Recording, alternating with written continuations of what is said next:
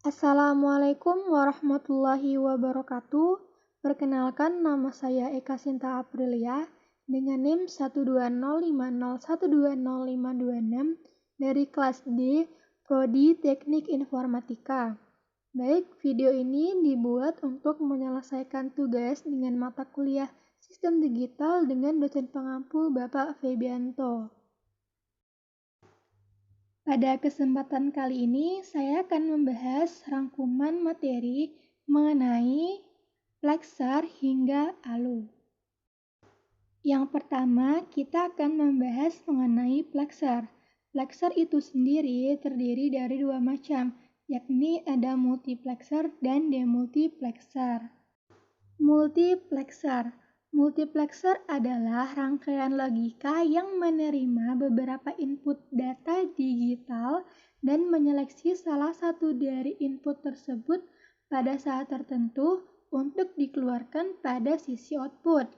Nah, dapat kita lihat pada gambar multiplexer ini, pada sebelah kiri itu terdapat data input.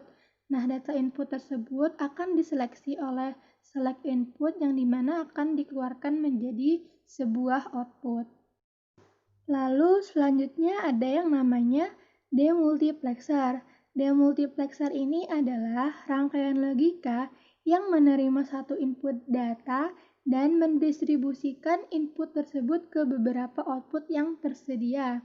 Nah, jadi demultiplexer ini kebalikan dari multiplexer sebelumnya, yang dimana inputnya itu hanya satu dan outputnya itu bisa lebih dari satu.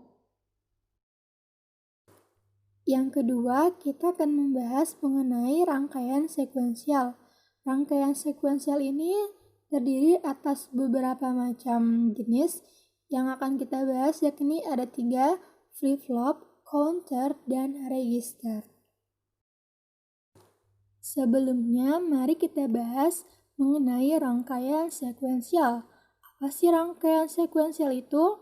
Jadi, rangkaian sekuensial itu merupakan rangkaian yang memiliki keluaran yang bergantung tidak hanya pada sumber masukan, tetapi juga masukan sekuen yang sebelumnya, yang berubah-ubah terhadap waktu. Rangkaian sekuensial yang pertama, kita akan membahas mengenai flip-flop.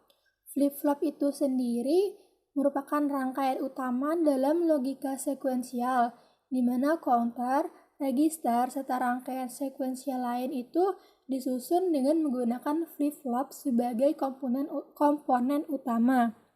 Flip-flop itu merupakan rangkaian digital yang digunakan untuk menyimpan satu bit secara semi-permanen sampai ada suatu perintah untuk menghapus atau mengganti isi dari bit yang telah disimpan. Yang kedua yaitu counter. Counter merupakan salah satu rangkaian elektronika digital yang menggunakan urutan logika digital dan dipicu oleh pulsa atau clock atau rangkaian sekuensial. Lalu yang ketiga ada yang namanya register. Register itu sendiri merupakan rangkaian logika yang digunakan untuk menyimpan data. Dengan kata lain, register itu adalah rangkaian yang disusun dari satu atau beberapa flip-flop yang digabungkan menjadi satu. Atau register ini gabungan dari beberapa flip-flop.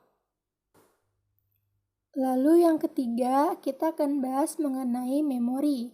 Memori ini sendiri ada dua macam, ada RAM dan juga ada ROM.